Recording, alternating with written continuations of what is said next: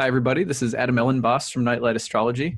It's Wednesday, February 20th, and I'm doing a video to discuss the meaning of the sun in Pisces. So every time that the sun changes signs in the past year, I've been doing a video update covering some of the basic meanings of the sun in whatever sign it's traveling through. This gives us a deeper sense of how the archetypal seasonal symbolism of the zodiac is established, and it also gives us a deeper understanding of the yin and yang dynamics of the year, some deeper knowledge about the constellations associated with the zodiac, and also how you can read, in a sense, any planet within the 12 signs based on the meaning of the sign when the sun's moving through it. So actually, it's a little light in here, so let me get a little bit better light, I think, that way. So that's what we're doing today. Now, the sun in Pisces is, and I should say before I start, I should say that this video will be a little bit shorter today because I'm actually heading out to India this week, appropriate for Pisces season. I'm heading out to India, so I will be out of town for a little bit. So this is a slightly shorter edition of the meaning of the sun in Pisces than I would like, but better to have something than nothing. So, sun in Pisces. The sun entered Pisces just recently, within, I think, the last day or so. Let me just double check. Yeah, so sun right now on the February 20th is at 1 degree. It entered technically on the, let's see, it would have entered right about 6:22 or so p.m. on February 18th. It shifts a little bit every year depending on the change in the calendar, but you usually see it right around February 20th. So the sun has moved into the sign that was called the Fishes. And this is the very last portion of the winter, which is a 3-sign portion of the 12-sign zodiac. And also it is the last sign of the yin half of year. So we need to talk about those two things first. Throughout the entire year, zodiacally speaking, as the sun is moving through the sky from our perspective, we see the sun going through seasonal fluctuations. And these are defined, the seasonal fluctuations, in a sense, from a kind of ideal cosmological and philosophical sense. They're derived from the relationship that the sun has with the pole star. So as the days lengthen and we head toward the summer solstice, the sun lifts up in the sky and moves more and more toward the north. Of course, you go toward the north in the sky, so to speak, the sun's arc lifting up from the south and going higher and higher in the sky. It's raising up closer and closer to the fixed pole star, which doesn't change. Now, of course, you have to remember that the archetypal language of the zodiac is Northern Hemisphere oriented. It can be used anywhere, but it's oriented from the standpoint of the Northern Hemisphere. It's archetypal. It's not meant to be taken literally. That's why you can be an Aries and be a spring sign, but be born in the Southern Hemisphere. It doesn't mean that you were literally born in spring. Zodiacal spring is different than literal spring. So just remember that symbolism is very flexible.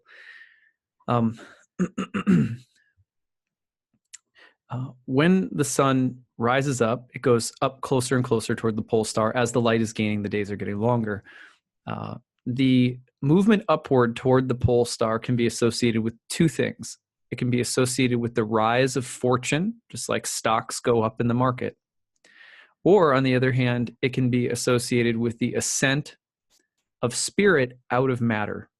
Both are, there's a kind of duality present in the sun's cycle. The movement upward can be about things in the material world going up, your libido going up, your bank account going up, your sense of importance, or your level of knowledge going up. But it can also be a spiritual symbol where the spirit is rising toward an ideal, toward enlightenment, toward God, toward the good, the beautiful, the true, as the ancient philosophers said. So the pole star as a fixed center that doesn't change, the sun's rising up toward that, is that sense of something going upward toward an ideal, toward some sense of gain or upward movement. When the sun starts to set day by day, in the yearly sense, the day's getting shorter and the sun is going downward in the sky, it drops down toward the southern horizon. Now, as it does so, it goes farther and farther away from the pole star. And as it does so, the days get shorter and darkness prevails. So once we reach the fall equinox of Libra, from that point all the way up until the spring equinox of Aries, there is more darkness in the 24-hour period than there is light. And on the flip side, when you reach the spring equinox, from the spring equinox all the way to the fall equinox, there's more light in the 24-hour period than there is darkness. So these are the yin and yang times of the year, the dark and light times of the year. When the light is going down toward Capricorn in the winter solstice, the shortest day of the year, the most darkness, you could say that fortune is going down, meaning just like the stocks are going down. It's one way of associating that symbolism. On the other hand, you could talk about the descent of spirit into matter, the embodiment of spirit into a form. So those are the two ways you can generally think about the rise and fall of the sun in the solar year. Now, every stage of that journey, from highest point to lowest point and back, crosses those two equinoxes. When you get to the spring equinox, which Pisces comes right before, you're reaching that point where the light takes over, and now we're on the light half of the year where there'll be more light than there is darkness. So yang starts prevailing. You have to remember all of this because each step of the circle, each part of the circle, as you're going round and round, you're kind of going up a staircase and then down it, and then turning around and going up and coming down. So the yin and yang sides of the year are one important part, but even more importantly than that is starting to flesh out what each stage of the yin means. For example, there are 3 stages in autumn that have to do with the movement downward into the deepest dark. That would be Libra, Scorpio, and Sagittarius. Then you have 3 signs that start moving upward out of the dark, even though darkness still prevails, and that's Capricorn, Aquarius, and Pisces, the winter signs. Then in the summer, you have 3 signs that are going up toward the maximum amount of light on the light half of the year, Aries, Taurus, Gemini, and then 3 signs that are coming down on the light half of the year, Cancer, Leo, and Virgo. So understanding where each step is at within which half of the year starts getting us closer to the archetypal essence of the sign. For example, with Pisces, we're ascending out of the darkness. So we're already talking about the rise, let's say symbolically, of fortune, or the rise of spirit out of matter. Okay, so what does that mean with Pisces? Well, Pisces is sitting right on the cusp.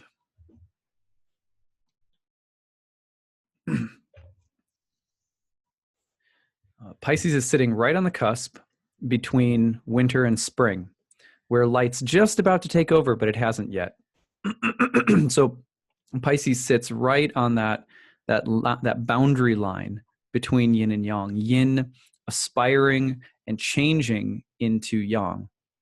Something you can think about with all double-bodied signs like Pisces. The other double bodies would be Gemini, Virgo, and Sagittarius. All double-bodied signs mean that they're of 2 natures. And so the first 15 days of the sign is equated with the modality of the previous sign. So for example, Pisces, the first 15 days, the first half of the 30-day sign, the sun goes through the sign about 1 degree per day. So it's about 30 degrees of the circle. The first half of Pisces would be equated with the fixed or solid qualities of winter and Aquarius. But the second 15 days of Pisces will be associated with the cardinal qualities of Aries that come next. So it's of 2 natures. So every double-bodied sign, you're not only looking at, is it on the light or dark half of the year? Is it going up or is it going down? relative to the light or dark half of the year. And but also then you're looking at, is it a cardinal? Is it starting the journey down or up within the light or dark half? Is it solid, meaning does it kind of have a stabilizing or more fixed energy within the ascent or descent on the dark or light half of the year? Or is it one of these signs that participates in the nature of both a solid and a cardinal energy, is on the cusp? There's nothing cuspier in astrology, in a sense, than those signs that sit on the border between the dark and light half of the year, which are Pisces and Virgo. The reason for that is that you're shifting from yin predominance to yang predominance, or yang predominance to yin predominance. And that's a big transition. And it looks very different in Virgo than it does in Pisces. So for example, in the sign of Virgo, one of the things that you'll notice is the reluctance, the fear, the hesitation to enter into materiality. That spirit has a hesitation in Virgo, you could say. This is the maiden with angel wings. It's an image of the youthful girl, which is a picture of the care and concern that spirit has when entering matter, you might say, that things don't become corrupt. That's why it's called the Virgin. It's much more complicated than just about sex or even about women.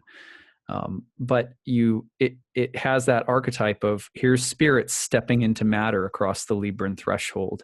So Virgo holds that line, and is all about the kind of, here we go, we're entering into the yin, and there's a real kind of hesitation or worry as spirit steps into the dark half of the year. On the flip side, with Pisces, there is an aspiration, because it's going up rather than going down. There's hope, there's excitement, there's yearning for yin to cross into yang. And that is felt. Sometimes people will say, oh, Pisces are hopeful, Virgos are doubtful. You can just feel that energy very simply in sort of psychological terms, though it's rarely is it ever that simple. These are just stereotypes. It's never that simple in a person. When you're talking about a person's life, we're all very complex people, right? So, but Pisces sits on the edge of winter, aspiring for spring, meaning the spirit wants to separate from and leave matter. The spirit wants to soar. It's like a bird that wants to leave the nest and fly upward toward the sun, but it can't yet. It's not there yet, right? So the quality that gets brought up, that's really deep in the heart of Pisces, is the desire to move upward and out of previously existing forms, or to move outward and upward out of matter towards something higher, to move out of something mundane to something transcendent. This aspirational quality is also has a weird kind of downward pull to it, where the aspiration to separate from what's familiar and go towards the transcendent or the divine, or to go upward, whether that's in a very mundane sense, like someone who just is sort of restless and always wants what's next over the next hill or horizon, or whether it's spiritual, someone wants to merge with God, but that yearning to go upward is very strong, but it also has a downward pull because the yin is still there. And the downward pull usually manifests in terms of a deep feeling of frustration, the inability to consummate the desire, the feeling of boredom with the mundane, or disillusionment or disappointment, or sorrows or frustrations or gripes or complaints, or it can get as bad as sort of, being near sort of needy and victimy.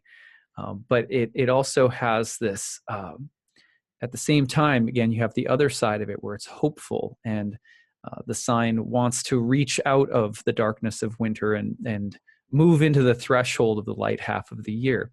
So it's a sign that expresses both the deep frustration with the mundane, the material, the status quo, all that which has come before, all of which has come before. It expresses frustration with the pain of everyday life. It desires more and it suffers from a kind of divine discontent. But it is also an eternal and faithful kind of visionary. And so that's a duality that Pisces contains. That's part of the pull of winter and the Saturn-ruled Aquarius, right? But also the aspiration of spring and the Mars-ruled Aries, the fire sign of the Ram that comes in ahead of it. So all double-bodied signs express a duality that it has to do with their relationship to the flanking signs and the times of year that the flanking signs represent. But again, none are more, in a sense, more kind of torn apart by the duality than Pisces and than Pisces and Virgo, because you're talking about the cusp between light and dark. You're talking about the cusp between the spirit and matter halves of the year, or the spirit and fortune halves of the year, to use the ancient language. Interestingly, the constellation image of Pisces, you'll see this sometimes, not all across the board, but I've seen this enough, and I've read a few different articles about it in the past that I've always found it to be very compelling. You'll see of the two fishes, one is swimming eastward and upward, the other is swimming downward and westward. This is also quite clearly a symbol of the aspiration. Eastward is toward the direction of the sun and its appearance in the sky, its rising, and upward, the ascent. The pull in the other direction of the other fish is downward, the descent of spirit into matter in the west, where the sun sets. So that pull and that tension is very strong for Pisces. I don't recommend associating Pisces with Neptune. Neptune is in Pisces right now, but Neptune has some very different archetypal needs than the sign of Pisces. I am, of course, if you listen to my channel at all, then you know that I go on quite, I get on my soapbox about not assigning outer planets rulerships over signs or asteroids or anything else. To be used, sure, but to be assigned rulerships, I don't think so. The main reason I don't think so is because the traditional system of dignities is very elaborate and very complex, and I don't see a meaningful way of incorporating the outer planets or new planets into that system. I think it's sort of a language of its own, and I think the new planets are kind of a thing of their own, and we need to think about different schemes of using them rather than trying to shoehorn them into a 3,000-year-old system that most people don't really understand anyway. So all of that being said, I guess it's more like 2,500 years. All that being said, an aside, ignore if you don't agree, but so the duality of the fish, the ascent of spirit out of matter, eastward and upward, the descent of spirit down into matter, the fish going downward and westward. So you'll feel that tension really deeply. And then it's, of course, a water sign in a yin sign. So it's a yin sign. And the alternation, of course, of the zodiac starts with a yang sign, and in spring when the light takes over, and then it ends with a yin sign in Pisces. So the alternation between masculine and feminine is a metaphysical construction of the zodiac. The best way of understanding the water element and the yin side of Pisces is that there is, first of all, when you think about elemental theory, the active elements of both, so there's fire and air, which are thought of as masculine, and then there's earth and water, which are thought of as feminine, and or you can just call them yang and yin. The active of the masculine is fire, and the passive of the masculine is air. The active of the feminine is water, and the passive of the feminine is earth.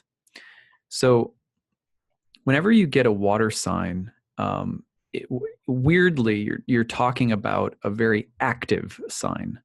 You're talking about a sign that starts to activate change from within the space of form. So if you think of form as earth, and you think of water as the thing that moves, shapes, and directs the form, then you're thinking about water as the active component of formal material reality, that which sort of ignites change. Now, of course, the elements descend downward: fire, air, water, earth. And so one of the things that comes is you'll always see, for example, you'll always see air directly preceding the water signs: Gemini to Cancer, Libra to Scorpio, and Aquarius to Pisces. Previous to all of the, I won't get into the whole thing, but we'll just start there. So a lot of times what happens is during Aquarius season, for example, you'll have the sort of the proliferation and circulation of change on a conceptual level, coming down from an even more abstract level, from the sort of fiery realm, you might say. And what happens is the air sort of starts circulating. It's like then the seasons change. You feel the air starts changing, the wind changes, the air quality, the temperature, but you just feel it. You say it's in the air. So similarly, the water signs are usually times when things start stirring, things start moving after having been influenced by by changes in the environment that are subtler. And it starts to affect the water. You can think of this in a practical sense. For example, if you go to, let's say you go to your family's house, or let's say you go to a gathering of friends, something has just happened with a friend or with your parents or something like that. You're not aware of it yet. They haven't told you yet, right? But it's already in the air. You walk in and you sense something's a little different. And then over the next 15, 20 minutes, you start to feel the change, right? You start to feel, your body starts to kind of shimmer with the instinctual sense, something has definitely happened. And then your parents communicate with you: we're getting a divorce, or we're moving, or your dad just got laid off, or, hopefully maybe it's good news too. Something comes up. So then that stimulation, all of the change that's stimulated there, the exchange and the sense of everything changing, and the instinctual feeling that things are changing leading into the change itself, that's all water. And of course, the elements never exist in a vacuum, so they're always combined in different states, but just using this as a loose analogy. So that's kind of water. So when we get to Pisces season, a lot of ideas that have been moving, a lot of things that have been moving sort of conceptually start to come down into form. We start to think, okay, now I'm realizing, I'm starting to feel and instinctually sense and note that changes are happening, or starting to implement changes. So water, again, is an active. It's the yang of the yin. So it has this way of starting things. Water is very receptive, but it also can carry a charge. So so at any rate, simple thing to remember with Pisces is that Pisces is starting to embody changes, and the changes are heading towards a kind of aspirational ideal. So you'll start feeling like emotionally stirred up during Pisces season, with the feeling of needing to move and do something and move out of the current or the status quo. You start feeling that call. And that's a lot of times how you can understand Pisces. It's a really good word for it, is the feeling of a calling, something that's stirring. You're starting to feel something, and something's activating. However, it's frustrated by the fact that it's on the cusp of winter, trying to come out of matter, so to speak, in aspiring towards some ideal, trying to leave the past and go into a lighter space. Typically, that's what defines the Pisces time of year. So I said that you can talk about Pisces as the spiritual intoxication of spring that comes just before spring is here, the madness of waiting, the madness of the cusp, the desire for something more, the frustration with what is. This can also, of course, generate a very deep level of empathy and compassion for the way that things are, right? Jupiter is, of course, the ruling planet of this watery yin, but aspiring time of year. So this is Jupiter's feminine abode. And we see this combination, the Jupiter-ruled individual. If you have a sun in Pisces or Pisces rising or Pisces moon, so you have a lot of Jupiter influence in your chart. The feminine Jupiter is compassionate, empathetic, faithful, optimistic, but also sometimes the martyr, the one who their sense of what could be is also based on a lot of discomfort with the way that things are. So kind of that sort of spiritual restlessness. Sometimes people that are quite emotionally passionate about things. Think of the Passion of the Christ. People say Jesus was a Pisces or whatever. Some famous examples of Piscean individuals that I looked up, just for fun. Kurt Cobain. He, of course, was not long for this world. He wanted something more, and he struggled with drugs. Steve Jobs, visionary, dreamer, pioneer, completely uncomfortable with the status quo, tortured in a sense by the feeling that there could be something more, misunderstood. Albert Einstein, similar kind of quality, the desire for knowing or ascending beyond the limitations. How about Copernicus or Galileo, Pisceans, a revolution of the way that we view this so we can go beyond, right? Revisioning the way we look at the universe. George Harrison, of the Beatles, who of course was my homeboy as a Hare Krishna and a devotee of Lord Krishna. George Harrison was, of course, considered to be the spiritual member of the Beatles in a sense. There are other people like Edgar Cayce, a renowned psychic, medium, etc. You also have people like Jack Kerouac, who struggled with alcohol and drugs but also had that kind of visionary, restless, tortured quality. It's sitting on the cusp, the yin wanting to move to yang, but being held back. That's the tension of that place fills people sometimes with this great, grand Jupiterian idealism and talented, fluid, sensitive, moving, activated emotional quality.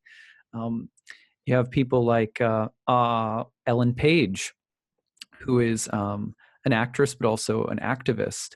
Mr. Rogers and Dr. Seuss, great examples of people who had deep, deep feelings about children and the need to lift children out of the clutches of a dark kind of adult world. That you have people like Ruth Bader Ginsburg, who is a champion of justice and of course women's rights and Supreme Court justice.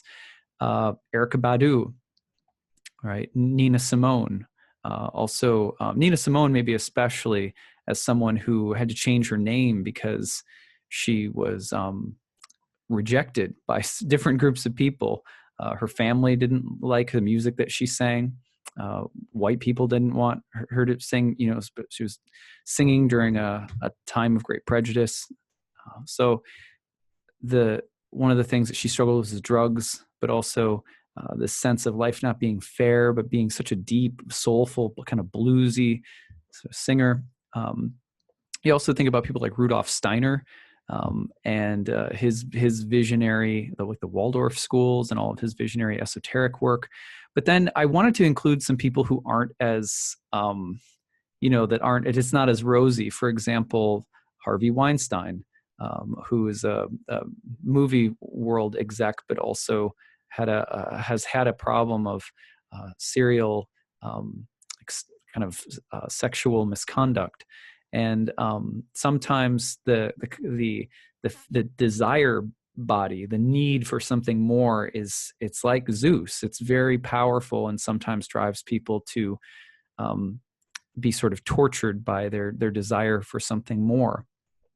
And that can be power, as greed. It can be sex. It can be money. Pisceans sometimes are have that sense of discontent and almost like the lust of Zeus. You can see this also, reflected in religious leaders like Osama bin Laden, as the leader of the Al Qaeda terrorist network. A view of the world that is obviously filled with religious sentiment, but also incredibly intolerant. So the feeling like I can't tolerate this world, or I can't tolerate something about this world. It has to be something better, or it has to be something more, is part of, again, why we see some degree of fundamentalism or extremism sometimes involved with the sign as well. People like Richard Tarnas, the great astrologer. Let's see, who else do I have on my list? I think that just about does it. But of course, if you don't know Richard Tarnas, a great visionary in the astrological community. So I hope that this has given you some good things to think about with the sign of Pisces. I think there are some really interesting associations with Neptune, but again, I would encourage people to think of the sign of Pisces in terms of don't think of the themes in terms of Neptune. It will help you greatly to think of them in terms of the time of year. It's the yin half of year, but yin emerging into yang, sitting on the cusp, frustrated a little bit, still in winter, of the two natures, and the feminine sign of Jupiter, the two fishes, this constellation called the fishes. So think about those things, because that, and then you can see associations with new planets, but not just probably one. There's probably asteroids that have some things to do with Pisces as well. I think that at the end of the day, if you understand this basic symbolism, you'll be anchored in your understanding of the zodiac a little bit better than if you purely associate the meaning of a sign with planets. That's just my general take. Although understanding the traditional association between the feminine and masculine domiciles of the traditional 7 planets is a vital part of getting the signs down right. Okay, so that's what I've got for you guys today. I hope that this was interesting. I'm heading to India, so I'm just wrapping up a few last videos. I hope you enjoyed this. Have a beautiful Pisces season, and we'll see you later on in March.